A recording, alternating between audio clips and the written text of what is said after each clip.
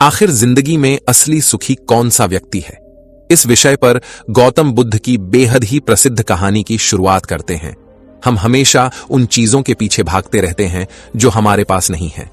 हम भविष्य में उन्हें पाने के लिए लगातार प्रयास करते रहते हैं, लेकिन हम यह भूल जाते हैं कि जिस चीज को पाने का हम प्रयास कर रहे हैं उसके कारण हमारा वर्तमान दुखी हो रहा है।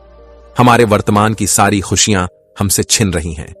इस कहानी में आप यह समझ पाएंगे कि किस प्रकार आपका जो वर्तमान है वही सर्वश्रेष्ठ समय है। इस समय को आपको भरपूर ढंग से जीना चाहिए, क्योंकि यह समय जो आज आपके पास है वह दोबारा नहीं लौटने वाला।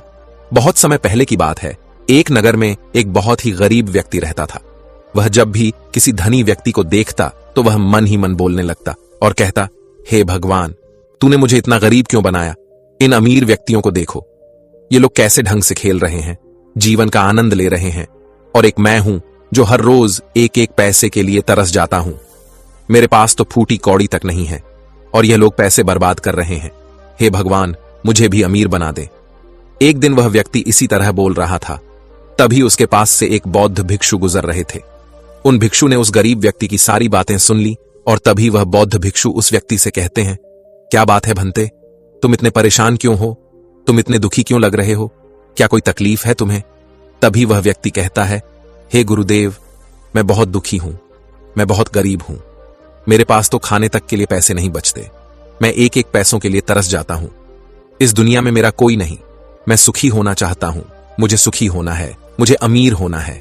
हे गुरुवर, क्या आप मुझे कोई ऐसा उपाय बता सकते हैं जिससे मैं जल्द से जल्द अमीर हो जाऊं और मेरे पास किसी चीज की कोई कमी ना रहे? उस व्यक्ति की यह बात सुनकर उन बौद्ध भिक्षु ने उस व्यक्ति की तरफ ध्यान से देखा और फिर उस व्यक्ति को कहते हैं, भंते, तू मेरे साथ चल। इतना कहकर वह भिक्षु उस गरीब व्यक्ति को एक अमीर व्यक्ति के घर ले गए। उस अमीर के घर को देखकर उस गरीब व्यक्ति की आंखें फटी की फटी रह गईं। उस गरीब व्यक्ति ने उन भिक्षु से कहा, हे गुरुवर, इतना अमीर होने के लिए तो मैं कुछ भी कर सकता हूं। यदि मेरे पास इतने पैसे हो तब तो क्या ही बात है, इस घर में तो कितना आनंद आता होगा। तभी वह भिक्षु मुस्कुराने लगे और उस गरीब व्यक्ति से कहते हैं, इसीलिए तो मैं तुम्हें यहां पर लाया हूं। इतना कहते हुए भिक्षु उस व्यक्ति को उस घर के मालिक के पास ले जाते हैं और उस अमीर व्यक्ति से कहते हैं, तुम्हारे पास तो इतनी धन दौलत है, इतना आलीशान घर और सारे ऐश ओ आराम है, क्या तुम सुखी हो? तभी व्यक्ति जरा सा मायूस होकर उन बौद्ध भिक्षु से कहता है, हे गुरुवर, कैसा सुख? केवल धन दौलत होने से सुख तो नहीं आ जाता। मैं तो जन्म से ही अंधा हूं और एक अंधे के जीवन में सुख कैसे हो सकता है? सुखी तो वे लोग हैं जिनके पास आंखें हैं, जो लोग इस संसार को देख पा रहे हैं, इसकी खूबसूरती को आंख भर के निहार पा रहे हैं। हे गुरुवर, मैं तो बस इतना ही चाहता हूं कि केवल मुझे कुछ पलों के लिए ही सही, लेकिन इस संसार को देखने का अवसर प्राप्त हो। मैं कम से कम एक बार अपने माता पिता, अपने रिश्तेदारों को देख सकूं, और इसके लिए चाहे मुझसे मेरी कोई पूरी दौलत ही क्यों ना ले ले, मैं देने के लिए तैयार हूं। मैं इतना दुखी हूं जितना दुखी और कोई नहीं हो सकता।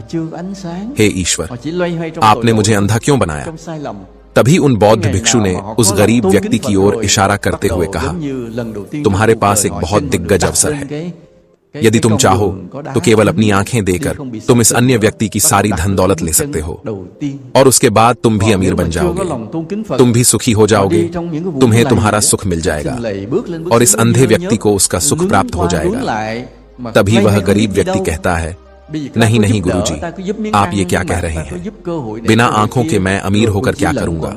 ना गुरु, ना मैं अपनी आंखें नहीं दूंगा। तभी वह बौद्ध भिक्षु उस गरीब व्यक्ति से कहते हैं, एक बार फिर से सोच लो, इतना अच्छा अवसर तुम्हें दोबारा नहीं मिल पाएगा।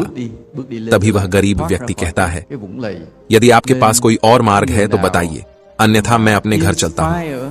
तभी वह भिक्षु उस युवक से कहते हैं, ठीक है, ठीक है, यदि तुम अपनी आंखें नहीं देना चाहते तो कोई बात नहीं, हम कोई और रास्ता निकाल लेते हैं। तभी वह बौद्ध भिक्षु उस व्यक्ति का हाथ धरकर उसे एक और धनी व्यक्ति के घर ले जाता है। इस धनी व्यक्ति का घर पहले वाले धनी व्यक्ति से और भी ज्यादा विशाल था। यह देखकर वह गरीब व्यक्ति कहता है, अरे अरे, इतना आलीशान घर मैंने आज तक नहीं देखा था। तभी वह बौद्ध भिक्षु उस गरीब व्यक्ति को उस धनी व्यक्ति के पास ले जाते हैं और उस धनी व्यक्ति से कहते हैं, आप तो बहुत सुखी होंगे, आपके पास इतना आलीशान घर है, इतनी धन दौलत है, सारे ऐशो आराम है, आपको तो किसी चीज की कोई कमी नहीं, आप अवश्य ही बहुत सुखी होंगे। तभी वह धनी व्यक्ति मायूस होकर उन बौद्ध भिक्षु से कहता है, आप यह कैसी बातें कर रहे हैं?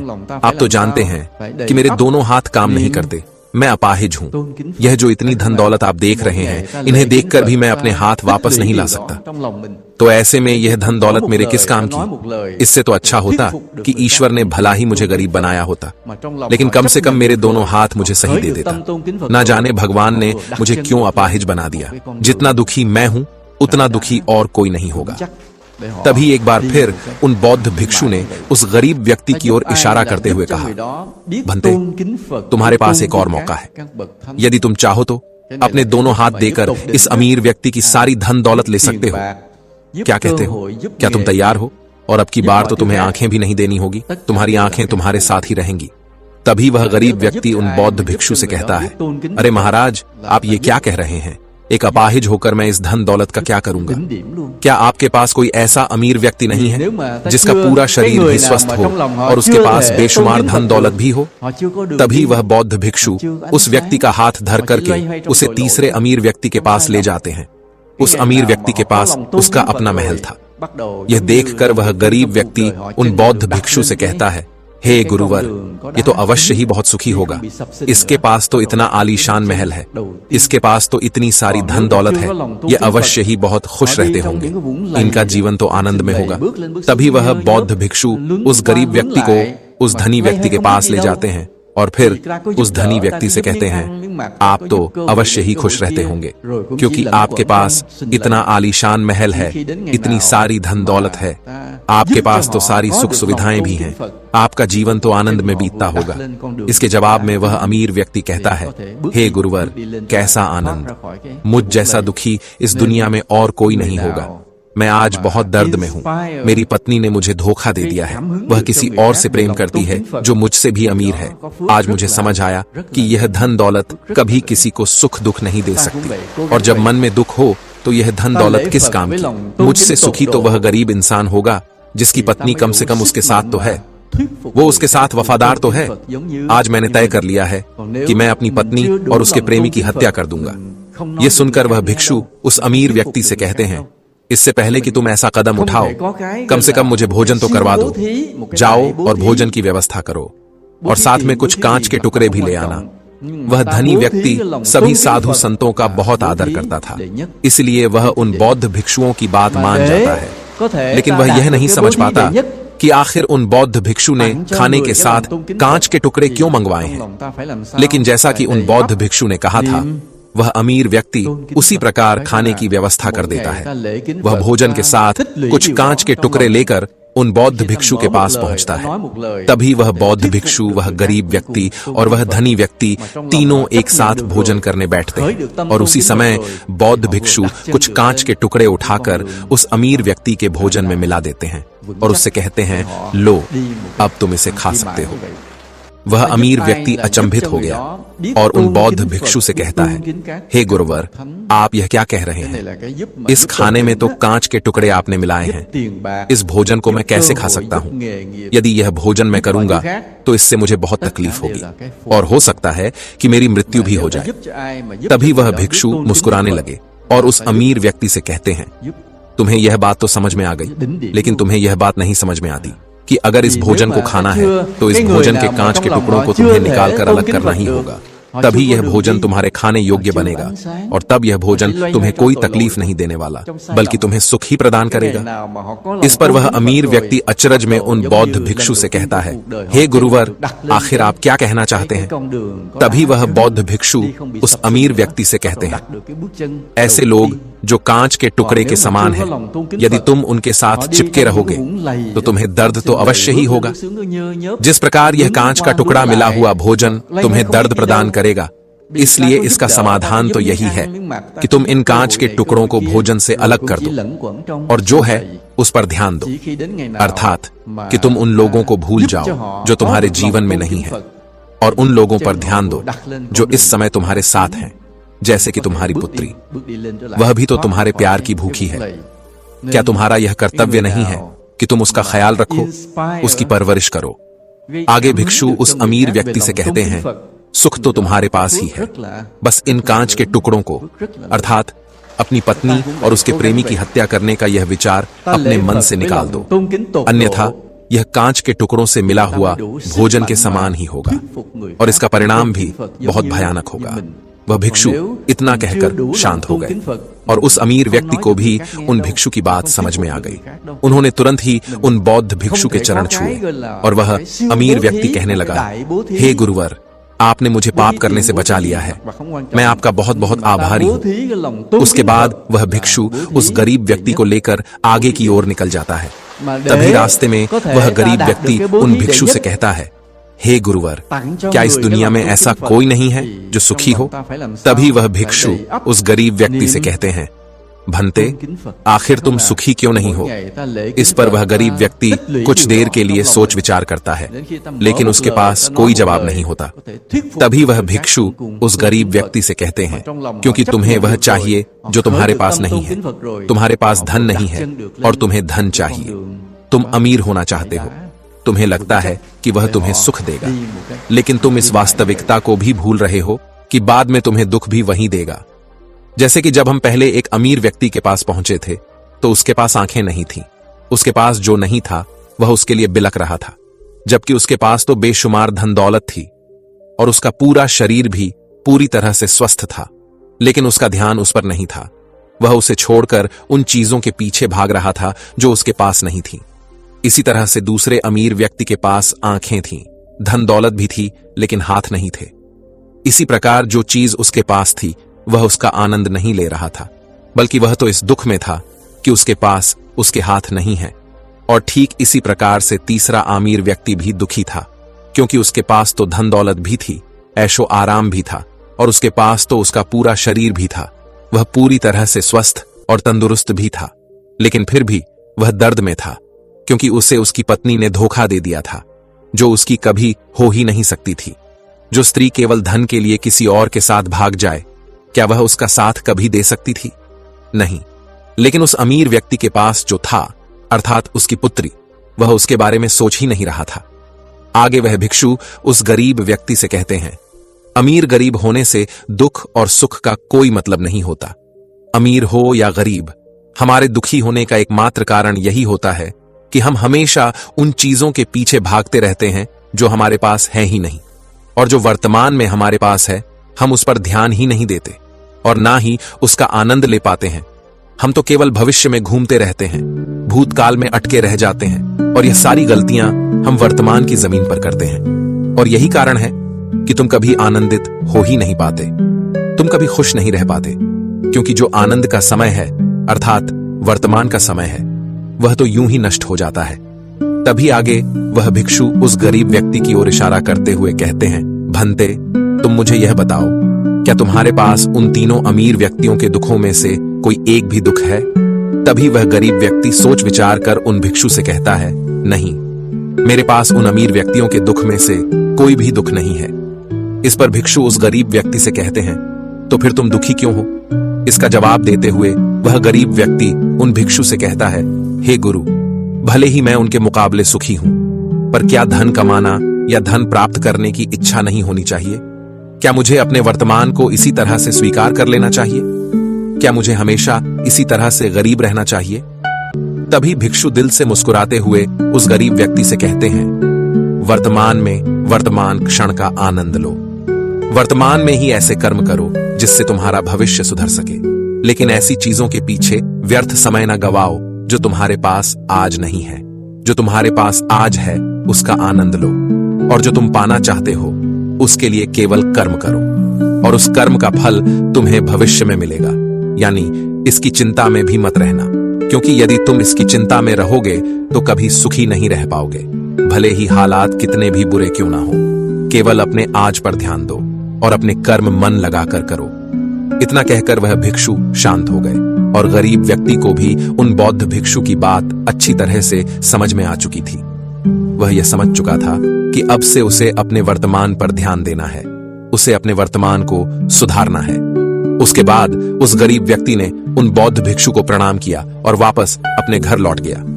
अब से वह गरीब व्यक्ति यह सोचकर हमेशा खुश रहने लगा कि कम से कम वह उन 3 अमीर व्यक्तियों से अधिक खुश है। उसके पास अधिक खुशियों की वजह है। हाँ, यह बात और है कि उसके पास धन नहीं है, लेकिन उसके पास ऐसी चीजें हैं जो धन से कहीं ज्यादा कीमती हैं, और वह है उसका पूरा शरीर जो पूरी तरह से स्वस्थ है। दोस्तों, मैं उम्मीद करता हूं कि यह कहानी सुनने से आपके जीवन में अच्छे बदलाव आए होंगे। आपको इस वीडियो से क्या सीखने मिला, यह कमेंट करके जरूर बताइए, और अपने परिवार, दोस्तों या आपके करीबी इंसान के साथ यह कहानी शेयर करके उन्हें भी इस ज्ञान से परिचित करवाए। बाकी अगर आपको यह वीडियो दिल से अच्छी लगी हो तभी इस वीडियो को लाइक कर देना, और आपने अब तक इस चैनल को सब्सक्राइब ना किया हो तो चैनल को सब्सक्राइब भी जरूर कर देना। आपका हर दिन शुभ हो और खुशियों से आपका जीवन भरा रहे। धन्यवाद। नमो बुद्धाय। चलिए बढ़ते हैं दूसरी कहानी की तरफ। इस कहानी में एक अजीब सा रहस्य बताया गया है, जिससे आप अपने अवचेतन मन की शक्ति को इस्तेमाल करके जिंदगी की कठिन से कठिन सफलता आसानी से प्राप्त कर सकते हैं। कैसे अपने अवचेतन मन की शक्ति को इस्तेमाल करना है, इसकी विधि क्या है, इस विषय पर हम आज एक अद्भुत कहानी आपको सुनाएंगे। दोस्तों, हमारा जो चेतन मन होता है उससे करीब 9 गुना अधिक ताकतवर हमारा अचेतन मन होता है। अगर 1 गुना ताकत हमारे चेतन मन के पास है तो इसका अर्थ यह हुआ कि उससे 9 गुना अधिक ताकत हमारे अवचेतन मन के पास है, क्योंकि अवचेतन मन ही हमारे पूरे शरीर को नियंत्रित करता है। चेतन मन हमारे दिमाग का एक हिस्सा है जो हमारे विचारों और भावनाओं से प्रेरित होता है, और हमारा चेतन मन ही तर्क वितर्क करने में हमारी मदद करता है। लेकिन दूसरी तरफ हमारा अवचेतन मन यह तर्क वितर्क नहीं करता। यह उस जानकारी को ग्रहण कर लेता है जो इसे चेतन मन देता है। इसीलिए जैसा हम अपने अवचेतन मन में सोचते हैं वैसे ही हम बनते चले जाते हैं।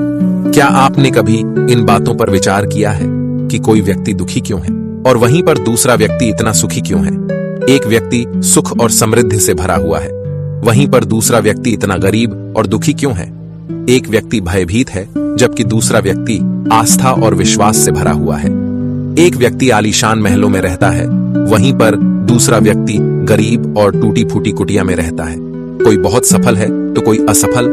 कोई व्यक्ति जरा सी मेहनत करके सफलता प्राप्त कर लेता है, और वहीं पर कोई दूसरा व्यक्ति जीवन भर मेहनत करने के बाद भी असफल ही रह जाता है। तो आखिर इन सब चीजों का कारण क्या है? क्या आपने कभी इन पर विचार करने की कोशिश की है?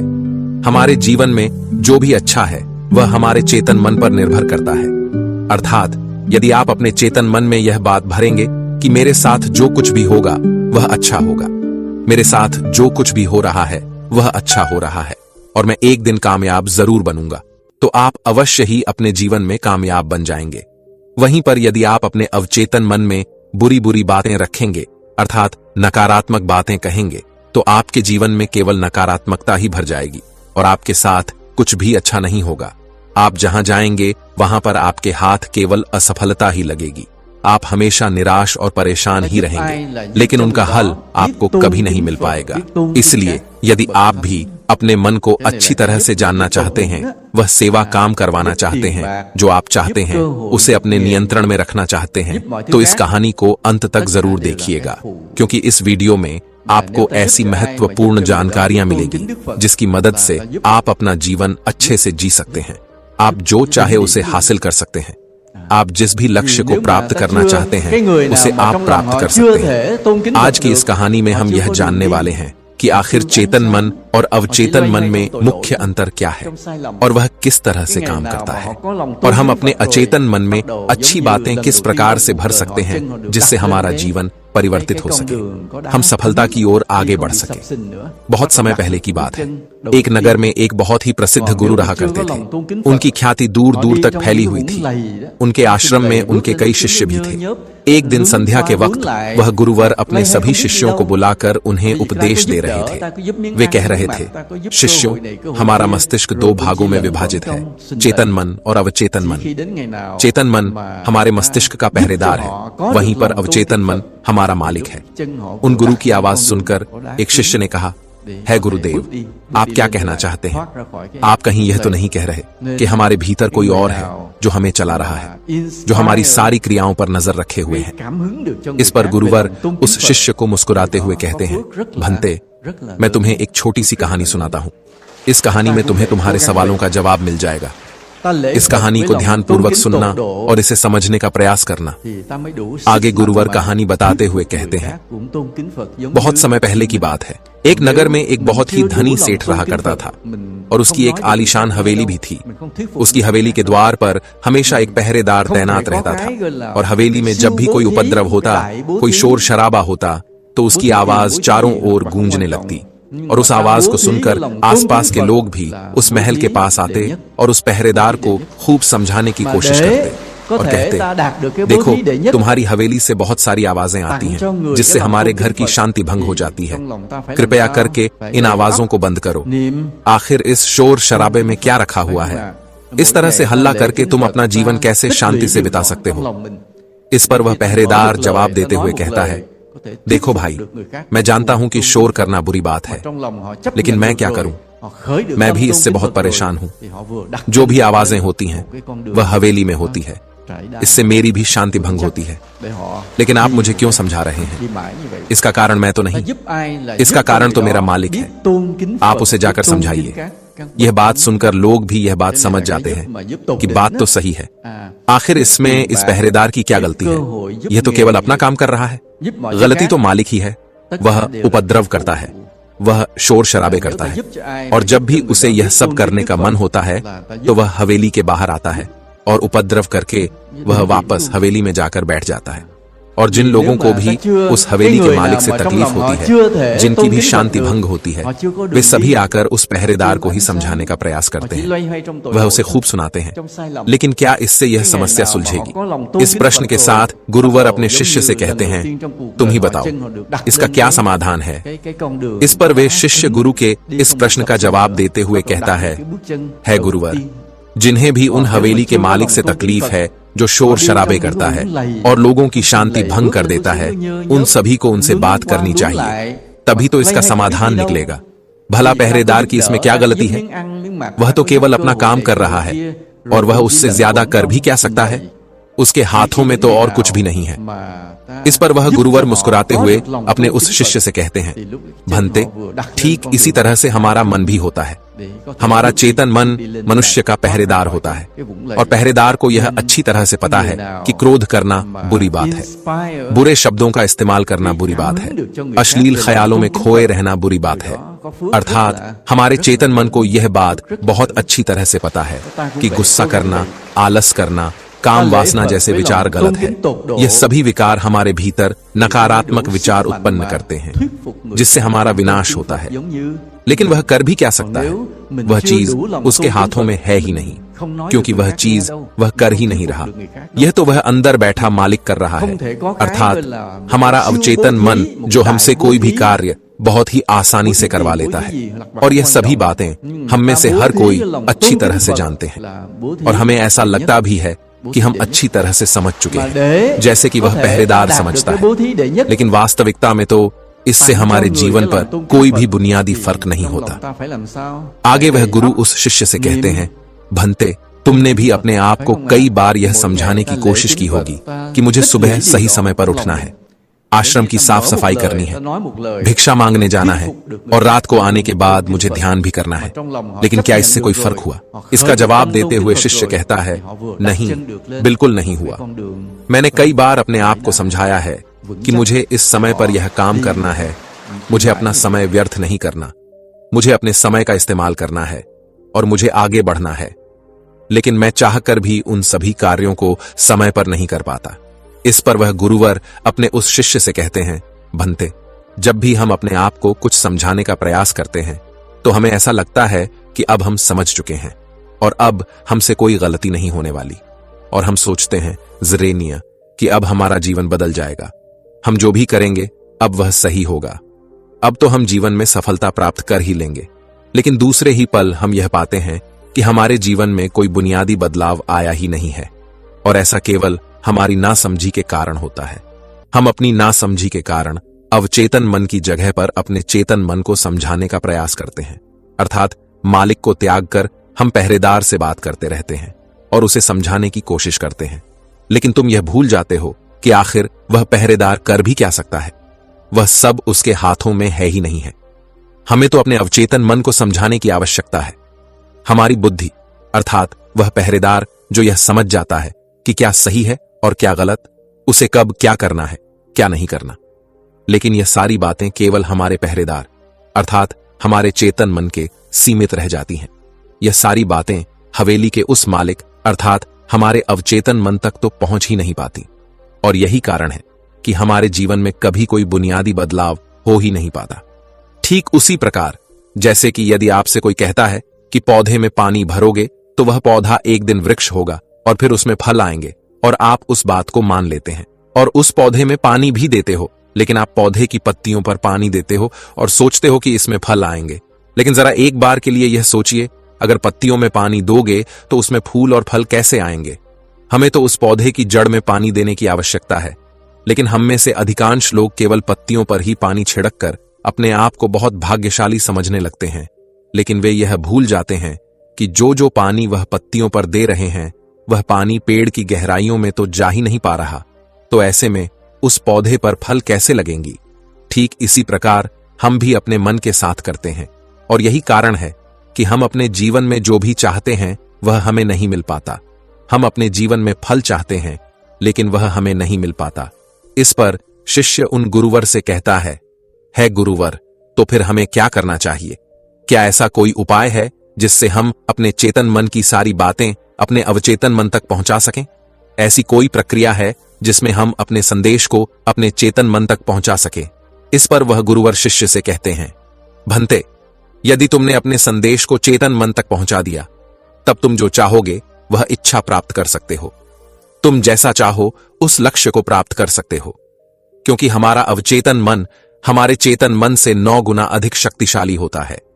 आपने कभी ना कभी यह देखा ही होगा कि एक मनोवैज्ञानिक जब किसी के मन के गुप्त राज को जानने की कोशिश करता है, तब वह मनोवैज्ञानिक जब उसके मन की बात को बाहर निकलवाना चाहता है, उसके अतीत में जो भी घटना घटी है उसमें साफ साफ रूप से प्रवेश करना चाहता है, तो इसके लिए वह हाइप्नोसिस का उपयोग करते हैं।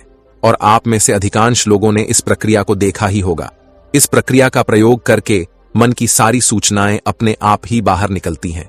इस प्रकार किसी के भी मन को काबू में करके हम उससे जो चाहे वह कार्य करवा सकते हैं।